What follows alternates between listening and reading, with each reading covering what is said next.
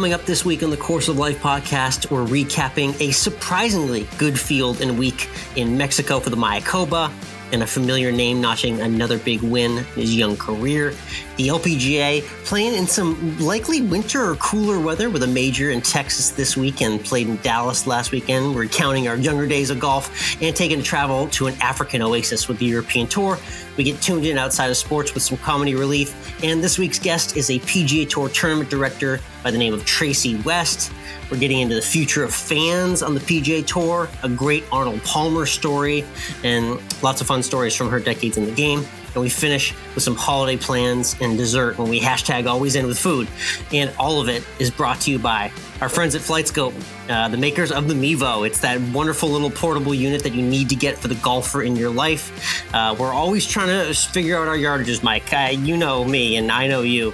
We never know exactly how far we're going to hit the club on any given day. It's really a prayer. It's a prayer. But it's nice to at least have some information and get the data and figure out what you are doing in any given day. And that's exactly what the Mevo provides. So our promo code is COL10 to check out FlightScope Golf, FlightScopeGolf.com, and get the Mevo unit for yourself. Again, promo code COL10 for 10% off the Mevo unit. I use it in the backyard or on the range to get dialed in. So much info in that little Mevo unit. Again, promo code COL10 and FlightScope Golf.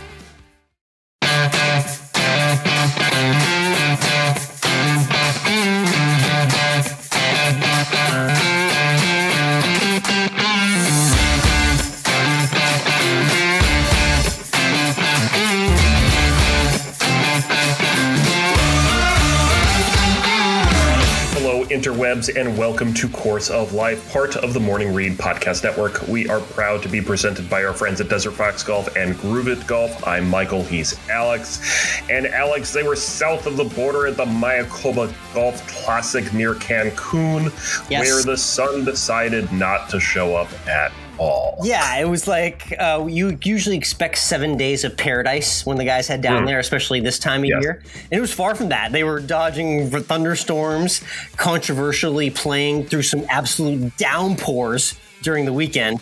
But it was just 2020 golf in 2020. It's just, yeah, I know. You'd figure, Mexico, end of the year, great field. Hey, let's all take the wives down, go on a vacation. It's paradise. And then they get drenched with a few days of storms, but they eventually got the tournament in when they needed to on Sunday.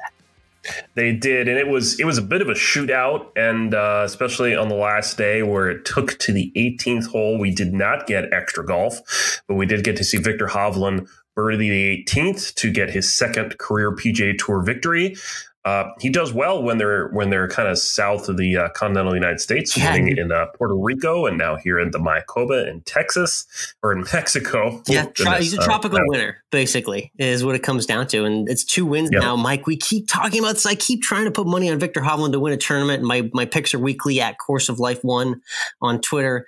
He's a guy that I've been trying to hit when the right week comes around. I just feel like he's always sniffing the leaderboard. He's got that unbelievable made cut streak right now. I think it's one of the longest in golf next to Rory. It's like 17, 18, 19 cuts in a row he's made. He's unbelievably consistent. He's now got 2 wins on his young career here now for the former Oklahoma State now prodigy who's really making it happen early in his career. It's exciting to watch. Yeah, he was fun to watch when he was amateur status, right? A couple years ago at and now he's out there, and we were talking about this before. We talk about some other guys who wore the Oklahoma orange, like Matthew Wolff, like Rickie Fowler, and Viktor Hovland is the one who's kind of really getting it strong right now. Yeah, out of that power rankings, I can't believe this. And this would be shocking to say like 4 or 5 years ago, because the roles were reversed. Like Rickie Fowler brought these kids up and got them to play at Oklahoma State as teenagers and recruited them to be there and play for the team that he played for in college. And Hovland and Wolff kind of looked up to Rickie for a while. That, fast forward a few years later, that script is totally reversed. I power rank them right now. Hovland 1, Wolff a close 2, and Rickie's a distant 3 on that short list there of pokes.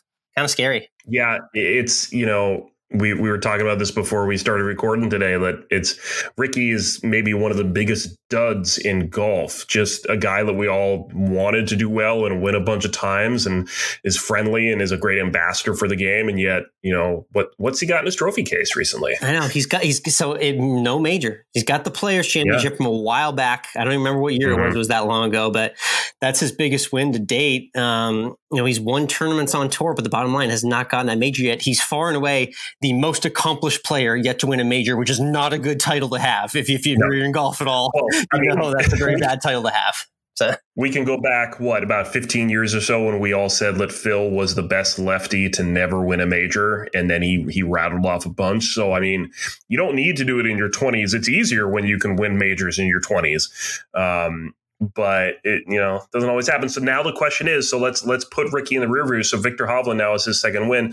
If you had to choose between Viktor Hovland and Matthew Wolff, who's going to have more wins and have a better career? It feels like if you're just looking at finishes and strength and consistency, it's Hovland, because Wolff's one of those guys where you and I know we've done some broadcasts on Hot Mic. We've done some streams, and there's been some random tournaments where he shows up and then he will just go off the radar for like 3 or 4 months and you won't even see him around a leaderboard. So he is kind of much more of a roller coaster ride, whereas Hovland's giving you that consistency week in and week out and the ability to contend on so many different courses. He's just going to fall into opportunities, and that's how the best get a lot of wins. Yeah, this reminds me of as we were reading about Tiger Woods in his time when he was looking for consistency and just to give himself opportunities and not to maybe lap the field like Matthew Wolff can maybe do in some of these tournaments when he's on, but to just consistently give himself chances to win. Yeah, it's an interesting introspective looking at those 3 guys who all went to Oklahoma State for golf.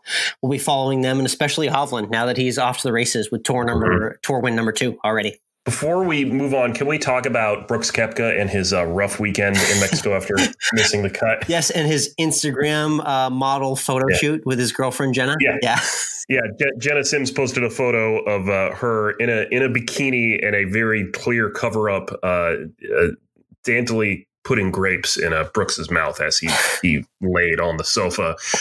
Rough life when you miss the cut. An all-time Kings Stay Kings moment there for Brooks. Yeah. He loves to poke fun at the spotlight and that whole kind of social media craze and phenomenon. He really has kind of leaned into it like the last year or two.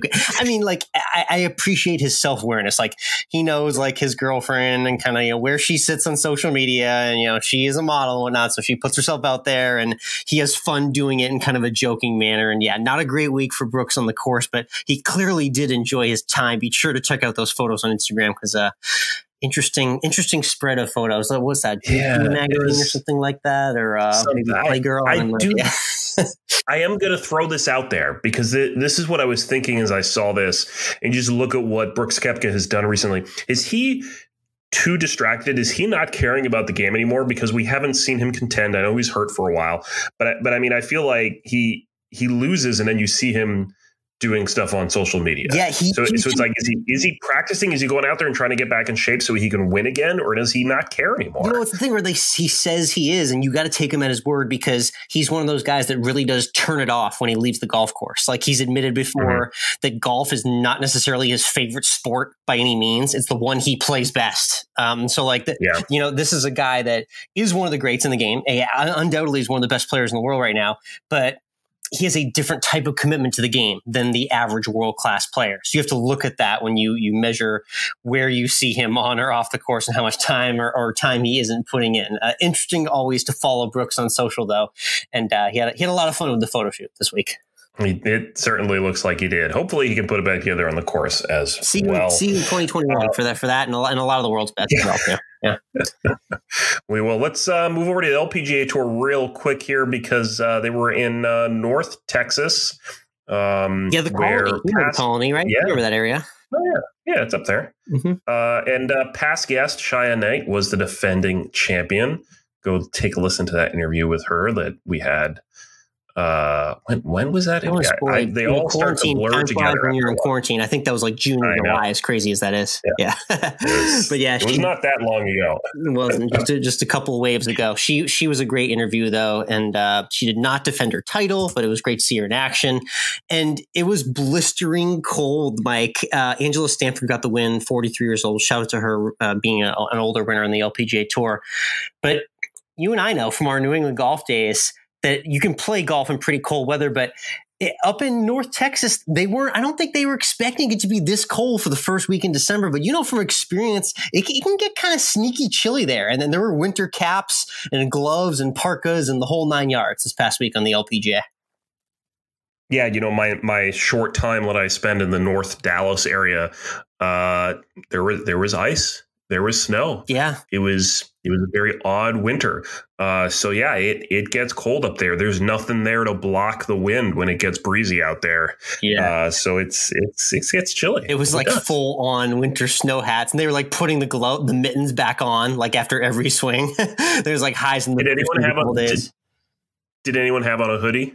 Did we have any hoodie sightings? There were a few hoodies that I saw. Yep, there were some really cool, stylish Nike and Adidas ones. I saw Mel Reed wearing one, a couple other players. So shout out to the hoodies in golf. We're totally okay with that. And good to see the LPGA players out there grinding. We'll get to their major coming up in a little bit. But we got to do a quick little travel segment in honor of our friend at the Euro Tour, Mike. It's time for you and everyone else to get out their Google machines right now. We're going to take you to where the Euro Tour was this past week. A really, really cool place. Sun City, South Africa. Now, Sun City, Mike, you said before we hopped on here, I feel like that's a town city term used like in lots of different parts of the world. There's a Sun City everywhere. Yeah, I got a Sun City up in Hilton Head there for 60 plus, so. And there's one of them in Texas too. Same exact deal. So this one is far from that though. As you're looking at Sun City, South Africa, maybe Google the Sun City resorts as well too. Yeah. There's a few of them in that this area where the tour was last weekend, but talk about a massive pool and just like a gigantic castle-like structure out in the South African wilderness. It looks tropical and it's like smack dab in the middle of the country. So very interesting. I feel poor and unworldly when I look at these pictures. You would have appreciated the broadcast on Saturday and Sunday morning. They were actually taking a camera, the Euro Tour broadcast, and like walking you through the different parts of the resort. So you're just looking at like the families just enjoying the pool. Like the waiters got the tray full of drinks, walking it out to them as they enjoy their resort life there. It was quite a vibe. So shout out to Sun City, South Africa.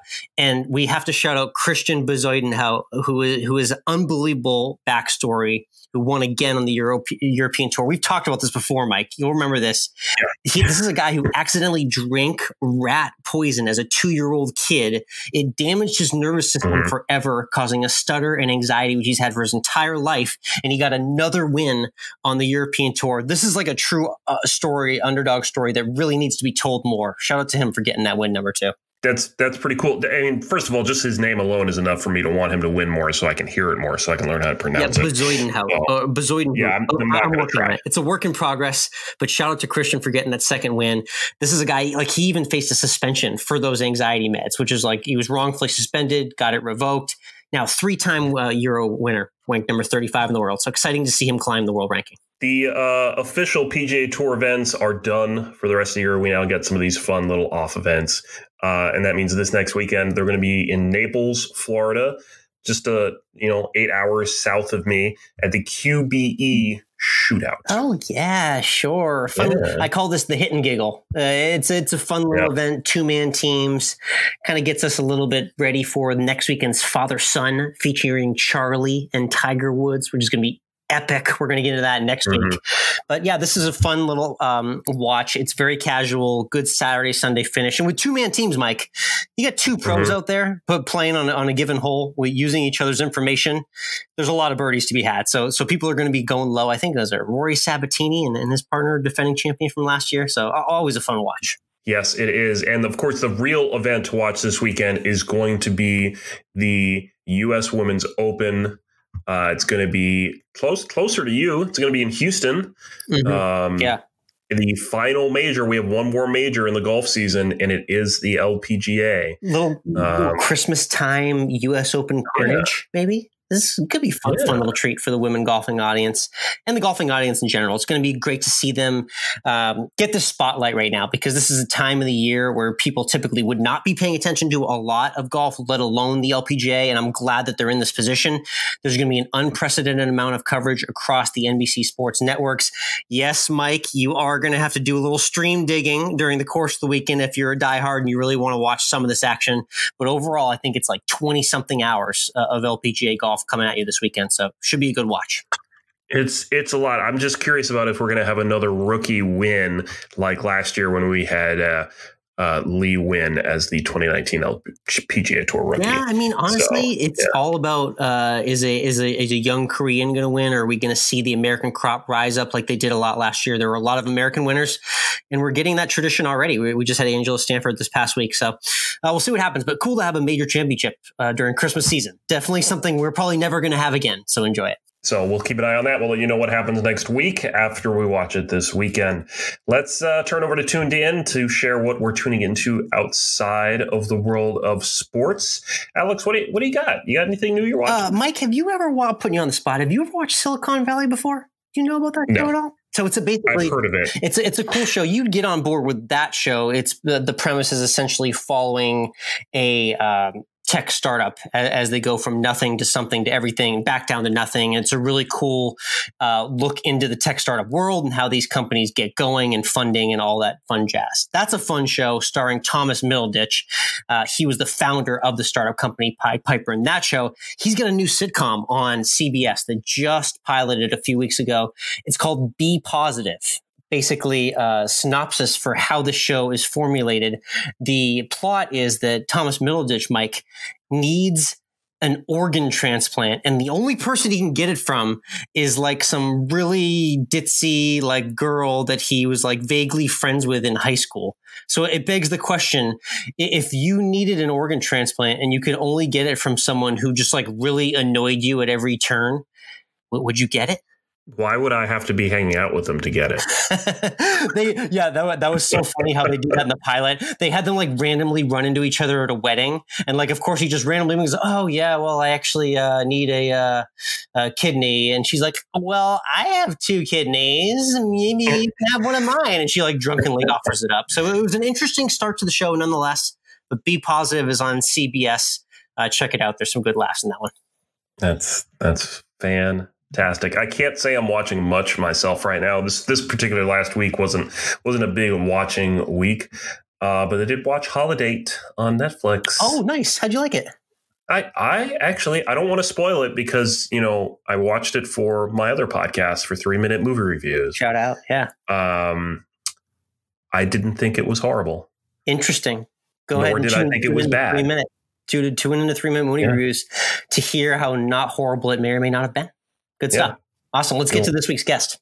That is, as we get into this, I need to ask you, Alex, at what age did you first start volunteering at golf tournaments? Yeah, it was, I want to say, we did a little recounting on this in the conversation we had coming up here. I think it was 11, might have been my first year as a sign kid, carrying the sign as a standard bearer. That was my debut. So we're talking maybe 98 here, 1998, if I want to really date myself. So I'm going back now. I mean, we're the same age. We're not dating ourselves with each other, just our audience. So, well, this week's guest is someone that you volunteered at her tournament when she was tournament director out there in Boston as well, right? Tracy West, who has been a tournament director for quite a few different tournaments. And you get into all the different tournaments she had, getting some cool stories with Arnie and everything. It's really, really kind of a cool interview. And also we'll hear about what she thinks about bringing fans back in 2021. So a lot of cool stuff coming to this conversation with Tracy West. But first, as always, we want to let you know that it's brought to you by Groove It Golf, makers of the Groove It Golf brush. It is not your average golf brush. It's amazing, Alex. And you can sign up to get it right now on back order. So it's pre-order it. Building right now. Right now. We've been talking about this for weeks. It was out of stock. You got to mail this. Now it's pre-order. It's going to come back, and it's going to be better than ever. It's got a built-in pump that sprays water or a cleaning solution right onto your club face, allowing for a quick and efficient scrub on the course. It's got magnets, so you can pop it right off of your bag and take it from the golf cart to the other side of the fairway when you're not allowed to drive across the fairway, which, usually I always have to do. Yeah. And it's got a 3-year bristle guarantee. So if you can wear out the brush head cleaning your clubs in 3 years, send it back. They'll send you a free replacement. So prepare to be amazed with the consistency and control that Clean Grooves will give you. Using your existing golf clubs with the Groove It, you'll get the spin, trajectory, and consistency you've been looking for. So check out grooveitbrush.com and pre-order your Groove It brush today. Again, that's grooveitbrush.com.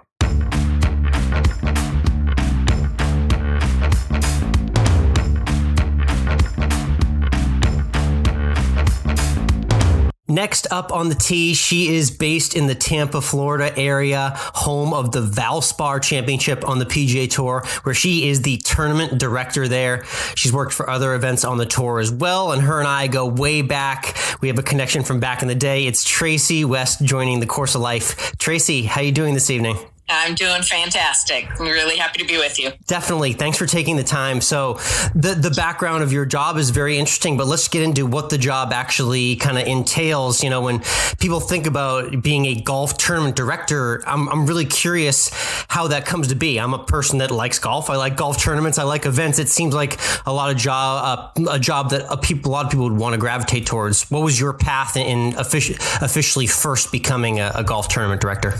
Yeah, for me, I had the great fortune of really getting into the business actually via volunteering.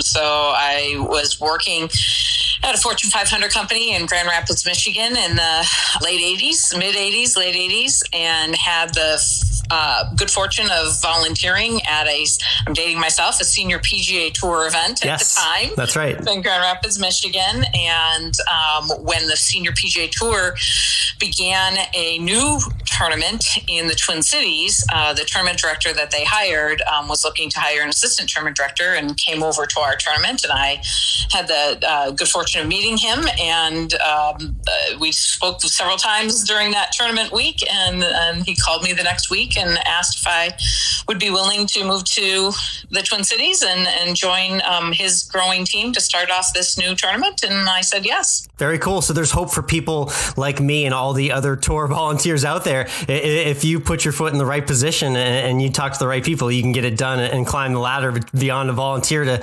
exactly where you've gotten today. So let's talk about the now PGA Tour champions officially. You and I really know it as the senior PGA Tour back in the day, and our connection was a tournament that you directed in my hometown of Concord, Massachusetts. It was originally known as, the Bank of Boston Classic, the Fleet Boston Classic, the Bank of America Championship, but you were there for a long time as the runner of that event. Talk to me a little bit about just your fondest memories of your time in the Boston area working that event. Yeah, it was one of the, once we started the tournament in Minneapolis, we started a company to try and manage more events throughout the country on the Champions Tour, Senior PGA Tour at the time. And so we were fortunate to land the Boston tournament, which was one of the oldest events on the Senior PGA Tour at that time. I think only the U.S. Senior Open was older. So it was at a Shy Country Club in Concord. And so, I was there for 10 years and had the chance to manage that event. And we had a great team there. And gosh, I love New England. I love Boston. I stayed there another 6 years after managing that tournament. So nice. Spent 6 years there, and it's a great area of the country for sure. It is, yeah. So I have so many memories there as a kid. That was honestly, I indirectly have you to thank for me kind of really loving the game of golf and especially going to tournaments. I got to be a volunteer there as a standard bearer, a little kid carrying the sign, and I got to walk 18 holes with Lee Trevino. I watched Gary Player shoot lower than his age at that tournament. I walked 18 holes with Arnold Palmer, and he gave me a signed ball. And these were all experiences that you helped deliver at that tournament. Talk to me about something I know you do really well, which is your association with the volunteers and making tournaments really fan friendly. I can tell you come from a volunteer background. So what's important to you about bringing kind of that aspect forward in the tournaments you run? Yeah, I think, you said it well. I mean, starting off as a volunteer myself, I had the good understanding of tournaments don't happen, without the volunteers. I mean, the PGA Tour events, the business model wouldn't function if we had to fill every role that a volunteer fills with a paid position. The tournaments would go broke, right? That it wouldn't happen. Mm-hmm. So the PGA Tour is reliant upon the folks that volunteer, and they have a good time.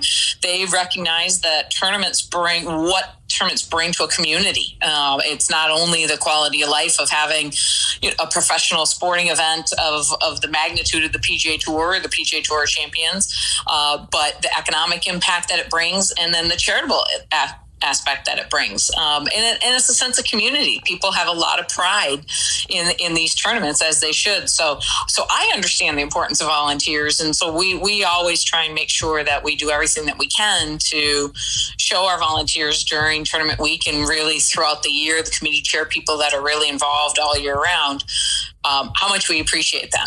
I love that message too. And you can start early, just like I did, for families out there or parents with kids who are looking to get into the game. You can be a standard bearer or help with the tournament in your teenage years. And I did. And that's why I had those amazing moments that I'll never forget. I got to ask, since I know you definitely spent a lot of time around the late, great Arnold Palmer in the years that he came to that tournament in the Boston area.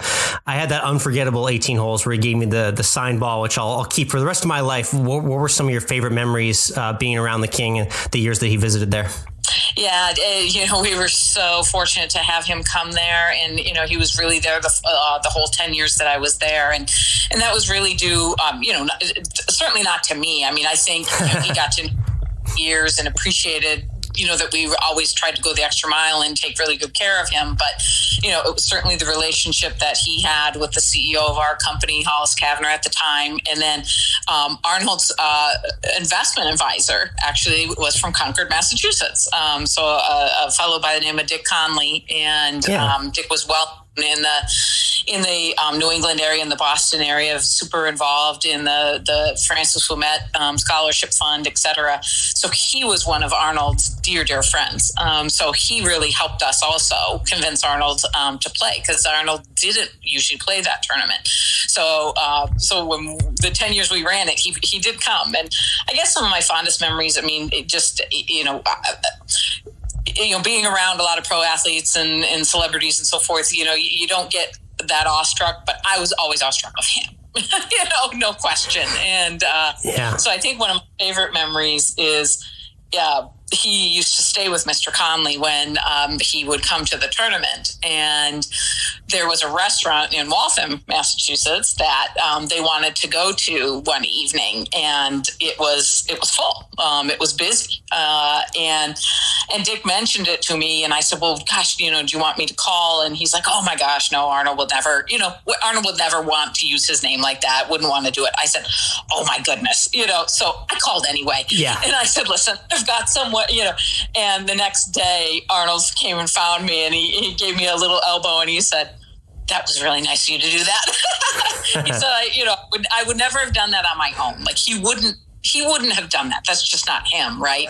But he appreciated the fact that we were trying to go above and beyond to make sure that he was well taken care of. That speaks to the kind of guy he was. And again, I can't stress enough, he was the guy that walked through that entire line behind the 18th green in Neshottak when I was a kid and signed absolutely every autograph for the fans there.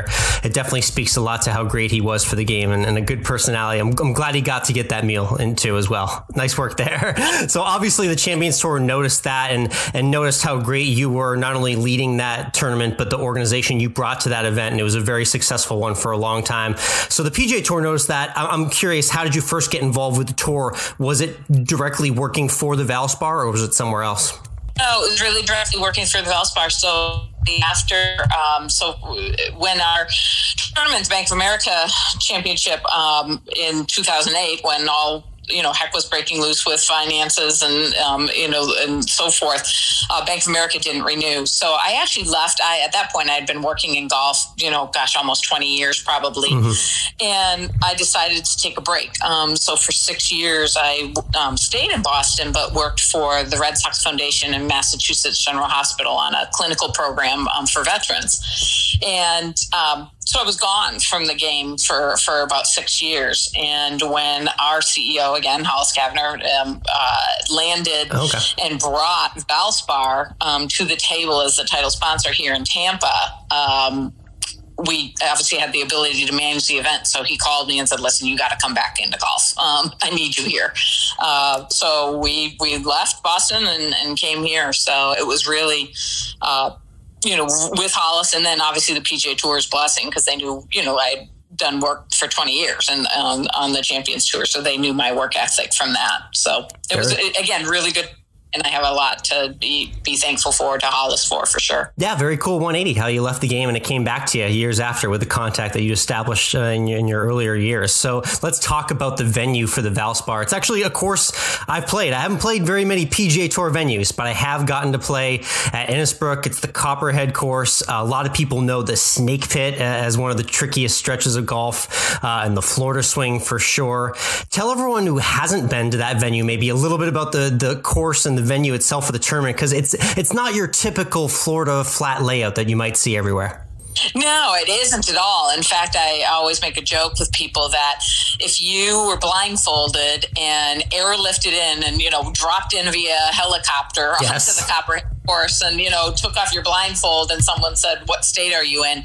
You'd say North Carolina. Yeah, I was going to say Carolina. Yeah, good call. Yeah, you wouldn't say Florida. I think there's like one palm bush, on the course somewhere. That's about it, right? It's so it's very a lot of undulation, a lot of trees, tree-lined course. It's a difficult and tricky course for them, no question. And that's why they really enjoy it. But it's a course that really any of the PGA Tour players can play well at. You don't have to be a bomber. In fact, you can't just go out there and just rip it. You have to really think your way around that golf course. Larry Packard, the great Larry Packard was the course designer. And it's very challenging. And the guys really love it. And Innisbrook's a really nice resort. They get to stay, if they want to. Most of them stay right on site, so they can literally roll out of bed and roll out of their condos and, be in the player locker room in 1 minute, right? So it's a nice setup for the players, and I think that's why that in combination with how good the course is why we get, one of the top fields. We're in the top third of strength of fields every year on the PGA Tour. Yeah, and I'll say it, Tracy, before you were there, I would say I've definitely seen a leap and bound increase in the quality of the field in recent years at the Valspar. So whatever credit that is to you, congratulations on what you're doing to get the best there. We had a nice moment from Tiger there where we almost won a few years ago as well, too. So there's definitely been a lot of highlight moments for the Valspar. Obviously, I want to get into kind of the elephant in the room. I'm here in Austin, Texas, and I've now taken my childhood volunteer skills from your Bank of America Championship over to the Dell Match Play now. Last year was tricky for you and I. We had both those tournaments canceled in 2020 because of everything that's going on. Now, as you're looking forward to the Valspar in 2021, what's the outlook for the tournament in March, and kind of what sort of discussions have you had about the tournament, and where are we at in planning? Yeah, so it was disappointing last year, no question. There was, of us that were fully canceled, and and then they finally got the return to golf back up and going in Fort Worth and the Colonial. But for those March through May, it was tough. But it pales in comparison to what's really happening, obviously in the country and the world. Definitely. And so forth. So we take that with a proper perspective. But yes, we're looking forward to a much better 2021, no question. So we're busy. It's the year of fluidity, and unfortunately that fluidity from 2020 is going to move into 2021, right? So we have multiple different plans. We have plans for if we're just a golf tournament. We have plans for if we can have X number of our pro-ams happen and X number of our corporate sponsors come back, to limited number of general fans. I don't think any of us right now, at least the tournaments coming up January through, April, early May, feel that they're going to be their normal size with the normal number of fans coming. Right. That's really not going to happen. But what we're trying to do is have as many fans as we can, but do it in as safe a manner as we can as well. So we're trying to balance that health and safety, but also give the opportunity for as many fans to come out and see, these great players. So we're hoping, so we're actually going to move our tournament this year till the last week of April. So it actually gives us another 6 weeks from our normal third week of March time frame. So we're hoping that 6 weeks, it allows us to even have, a few more fans than we would even in March. I think you'll see on the PGA Tour a slow build back of fans, as the spring and, spring progresses. Yeah, you're giving yourself a little more buffer to normality there with the move to April. So that should be good, hopefully. Now, had you heard anything from reps at Houston or Bermuda at all? Because I know they teased and trialed a small amount of fans at the tournaments. Had you heard anything from them, or has there been any talks that have been kind of levied down to you guys on how to conduct that plan if there were potentially fans and galleries in the crowd? Yeah, for sure. One of the beautiful things about the PGA Tour is, and all the tournament directors and tournament staffs on the different events, is we're very, very good about communicating and sharing with each other. And it's not a competitive situation, right? I mean, I want a Houston tournament to do well. They want us to do well. We're different markets. So we're very, very good about sharing best practices with each other. And the tour's been obviously incredibly involved with COVID planning and the what we have to do differently with the players and the caddies, but what we have to think about for fans and for sponsors and so forth. So we're learning a lot. I think we learned a lot with the 2,500 fans that were in Houston, and how do you enforce mask policies? Where and do you allow fans to eat and drink? All those sorts of things. So I think each week we're learning more and more, on how to tweak things and make things as good for people as possible. And I think it's a growing process. So it's a constant. We each have a plan, if you will, an operational plan, but it's kind of like plan A, B, C, D, E. And as soon as you think you have it down, we make another tweak based on was learned the week before, right? So everyone is very, very good about sharing ideas. Yeah, the theme is definitely keep all plans on board until we know any further. I appreciate that. And hopefully we're able to have some fans safely back. We got a nice big outdoor space and a golf course. So hopefully we can allow for galleries in 2021. Like I've mentioned, in case you can't tell, I receive the volunteer newsletters every month. If you've been to a tournament office, you know that this is clearly a 12-month job. But to give people a little perspective, Tracy, you not only work on the Valspar, but you work on other tournaments as well, the Wells Fargo and the 3M Classic. Talk to me a little bit about what you're doing, maybe in those moments where you're not, full bore planning the Valspar and you're working for other tournaments on tour. What do you oversee in that capacity? Yeah, so basically, from a specific tournament director role within Tampa, a tournament director is responsible for, you're at the helm, right? The buck stops with you. So between you and your tournament team, your tournament staff, it's everything from the general strategic planning to actually figuring out, okay, how are we going to drive revenue? Which is through sponsorships, through ticket sales, through branding efforts and parking and merchandise, all the ways that you might imagine that we raise revenue, and then figuring out, okay, what vendors, are we going to use? What's the build going to look like?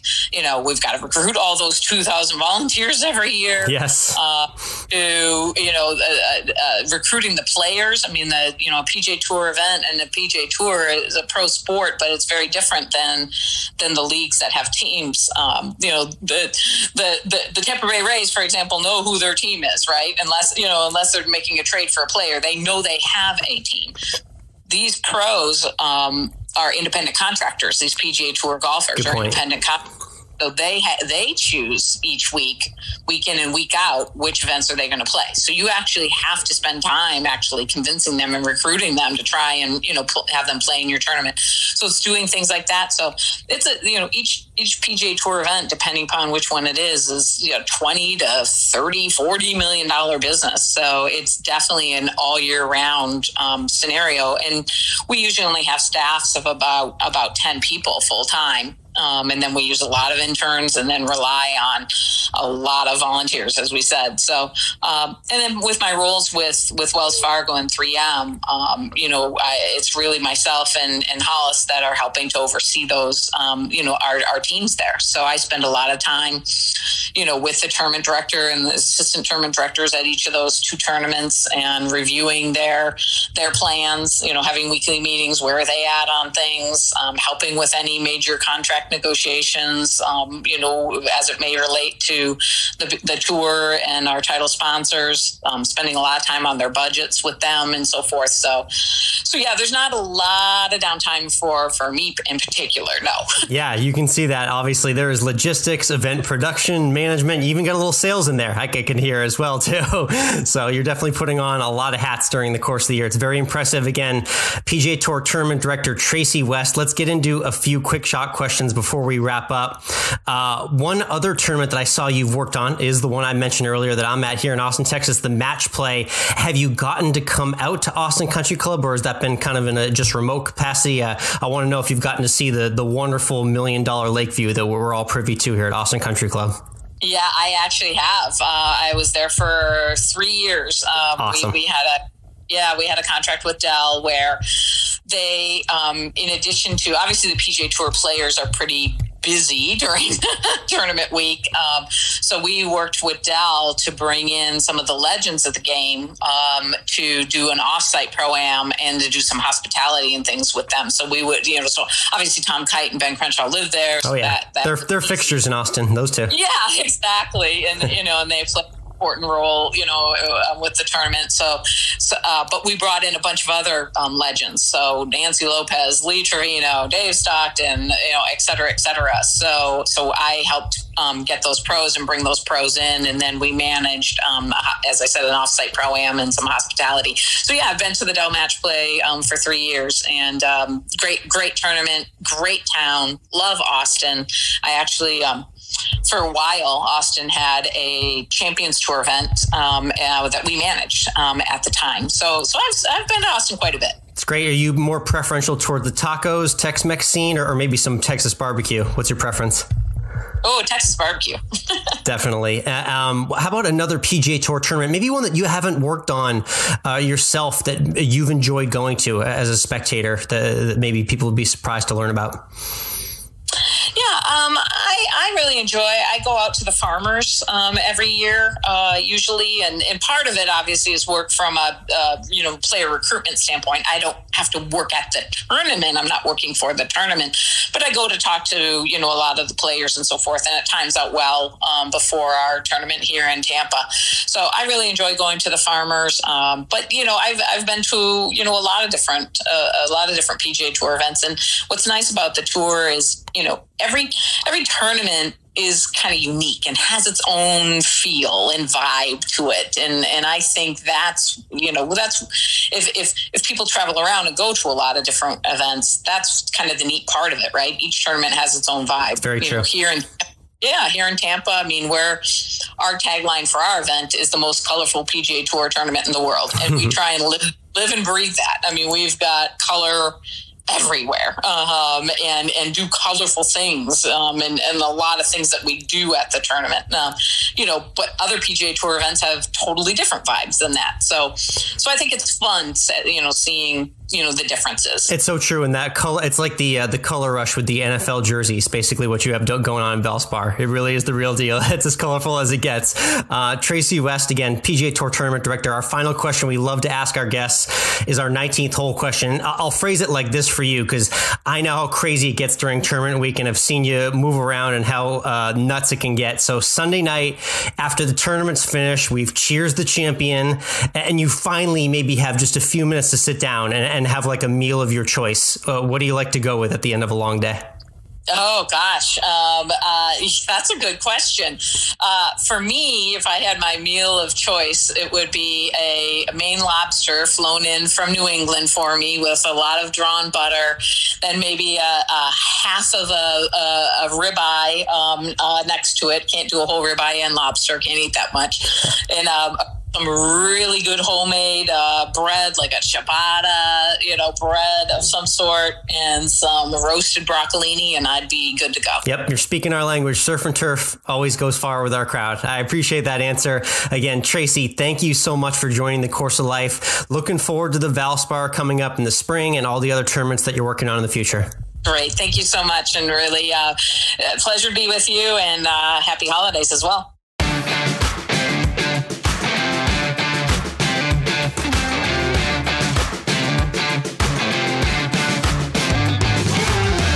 That interview with Tracy West is brought to you by Desert Fox Golf, the makers of the Phone Caddy.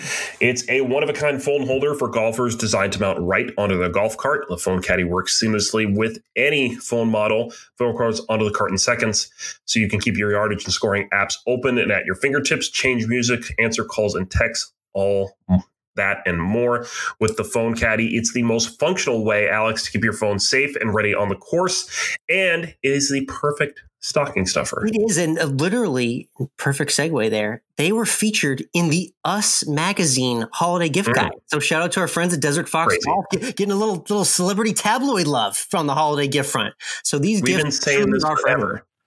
Yes, and you can save money with us.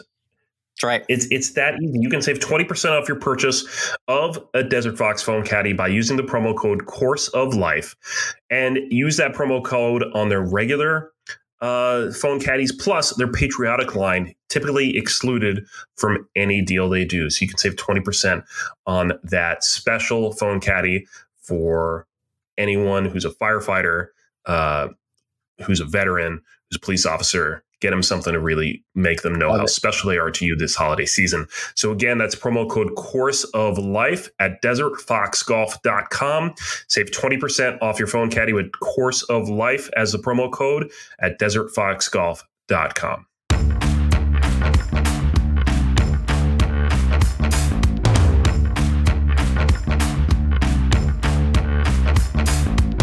Great interview there with Tracy. Love all the stories about Arnie, and just interesting to hear kind of the different thoughts and what they're doing to really make sure they're staying safe and what may be happening at the Valspar in terms of fans. Yeah, that's right. I know we're talking about that a lot too. Like, what's this going to look like? How do we get fans back in? And, she touched on conversations with Houston and how they did it with 2,000 or 2,500 back there. And so Valspar sitting around April right now, Mike. The update, as of tweets a couple days ago, they pretty much said no on fans. We're up to about February at this point. The Waste Management hasn't officially said it. I think they're going to have a limited gallery, but that 16th hole is not going to look the way we know and love for Super Bowl weekend. So we're at about February right now for no fans. We'll see if the spring months bring any more hope there for galleries and golf, but looking forward to the Valspar and seeing what Tracy can do with the tournament week regardless. We will indeed. And if you liked that interview with Tracy, plus everything else we do on this podcast, go ahead and give us a rating and subscribe on the podcast app of your choice, or all of them. You can just go to all of them and give us 5 stars and subscribe on all of them and download on all of your devices. And it really helps boost our numbers, and it gives us this false sense of pride and which is always good, because everyone could use a little bit of that this year. I love having an inflated ego. It's fantastic. We need it. There's not much to inflate, but we'll take any inflation we can get, right? There's nothing to inflate, especially when you once again don't have a winning week in college football. Alex. Ouch! Professional segue there to my 5-6 week in college football. Yeah. Not great. Are you going to keep blaming COVID for causing you to have bad picks? Is that what you're doing here? Right, I am. I just don't know who's sitting out and who's starting and what level of effort I'm getting from these guys and what hotel room they had to do their walkthrough in. And there's all sorts of logistics going on with this college football season as they're trying to just squeeze these games in as we get closer to the Christmas and holiday season. Mike, they've officially just dropped the bowl restrictions. Remember how there's a million bowl games and you had to at least be like half decent to get into a bowl game, like win like 5 or 6 games. They've just completely dropped that. And so just anybody can get into any bowl game now. There's all the rules. What we need, what America needs is a Bowlapalooza. Yeah. What we need. We do. And I think we're going to get it, just postponements, barring any crazy postponements like we've already seen, though. So it's like I'm already kind of mentally hedging the idea that maybe we'll only see about 2 out of 3 bowl games. But lo and behold, we're closer to bowl season. We've got the playoff picture starting to come into clear view. And we'll talk more playoff specific stuff in the next few weeks. Let's talk NFL because the playoffs are now clearly in sight for my New York Giants. This is the underdog story of 2020, if there ever was one. I think we maybe even killed the Giants before the season started. And then the season already started horribly and we double killed the Giants. And apparently the Giants have several lives because they are now leading the NFC East. Colt McCoy, your new hero, former Texas Longhorn, steps in and you guys go to Seattle and get a win. What the hell's going on here, Mike? It's magic. It's just incredible to be a Giants. You know, this is the best time to be a Giants fan. I don't remember what I said 3 weeks ago, but the Giants are going to win the Super Bowl. That's all I'm going to say. This is that crazy, stupid thing too, where the Giants have no business being in the playoffs and they win the playoffs, and then they have no business making a run, and they make a run. Let's also just say real quick how the NFC least, as we sometimes like to call it, now has the Giants beat the Seahawks, and the Washington football team just finished here on a Monday night a come-from-behind surprise win over the formerly undefeated Pittsburgh Steelers. Impressive stuff from you guys over there. I love it. And the playoff graphic, I think Dallas is still in the hunt with a 3-8 record right now as they play Tuesday evening. So that's just some funny stuff going on in the NFC least. Over on the AFC side, I'm calling it hashtag the path to the playoffs. It is a very narrow hole shot, Mike. It's like hitting a 3-iron between a set of trees when you're in the woods and you got to get out with a low one. It can be done. It can be pulled off, but it's going to be done very carefully. The Patriots are now 6-6. I think they got to win out in these last 4 games to sneak their way in. Yeah, they got an opportunity. I don't know how good that opportunity is. The good thing is they get to play the Dolphins, Bills, and Jets to finish the season. Always ending with a division, so that's nice. That kind of leaves it all in our hands there. We're out in the West Coast. They got a Thursday night game against the Rams after blowing out the Chargers. So same stadium, 2 games in 5 days for the Pats. And then, it's all division. So it is kind of all downhill. I don't trust this team one bit, though, but I'm still fascinated, and it's fun to be in this territory. So nonetheless, we're going to be insufferable this week as well, too. On Twitter, he's at MWRINC, and I'm at Course of Life 1 as we eagerly await our football team's next games. I just want you to know, though, that if you get to the final week of the season and you play the Jets, and the Jets somehow, some way, figure out that they're not supposed to send all their rushers on a only chance Hail Mary play, and they beat you, I will not stop laughing. That would be a never live it down for my life football moment for sure. I keep reminding you about those 2 times. Who was it? Eli and the Giants beat your Patriots in the Super Bowl those 2 times? No, I think it's. I never let you forget that. I don't know if that's NFL. I think you're confusing your sports, Mike. I don't know why. Remember when the Patriots were undefeated till they lost to the Giants in the Super Bowl? You remember that? Another shining moment for myself as well, as a Patriots fan. Thank God we got those 6 others on the side that I got in my back pocket. But good times as always at the Patriots-Giants rivalry. Let's hashtag always end with food, brought to you by our friends at Rastelli's. Golf10 is the promo code for 10% off everything on the site, Rastellis.com. They do responsibly sourced meats, individually packaged and shipped directly to you. They are still shipping in time for Christmas. So if you're doing a Christmas at home, you want to make something cool, try a new meat dish, get their meats. No grocery store trip. Golf10 is the promo code for 10% off. And holiday plans. First Texas Christmas for me in my decade of living down here. I usually always make the family trip to my wife's or my family back up to the cold, but I'm staying down in the Lone Star State. So that's the official breaking news here. Is it's all staying in the Lone Star State for Christmas this year for this house. That means you got to figure out what you're going to cook for Christmas dinner. I've already got the notes going, Mike. There's early talk of a surf and turf combo at some point, maybe on Christmas Eve or New Year's Eve. There will be a ham at some point on Christmas Day, and then you can fill in the blanks from there. So we got a couple more weeks to decide on that front. Well, I mean, you could go full Jew, like I won't, but like you could, and have Chinese food on Christmas Day, which you know a Chinese food restaurant. You know it's a good Chinese food restaurant when it's open on Christmas Day. That's right. Chinese food in the movies, the Jewish American tradition for life's upon end. I love it. I could do that. That's always in the running. I'm a sucker for Chinese food as well. Potato latkes, Mike. It is that season. Hanukkah week. It is arriving soon as well too. Hanukkah starts, I think, Thursday. I think it is. Good stuff. What are you baking? What's the next kitchen? The next one is actually it's going to be a big project. I'm going to be doing this coming weekend, so keep an eye on my Instagram at MWRINC. I'm doing 7-layer cookies.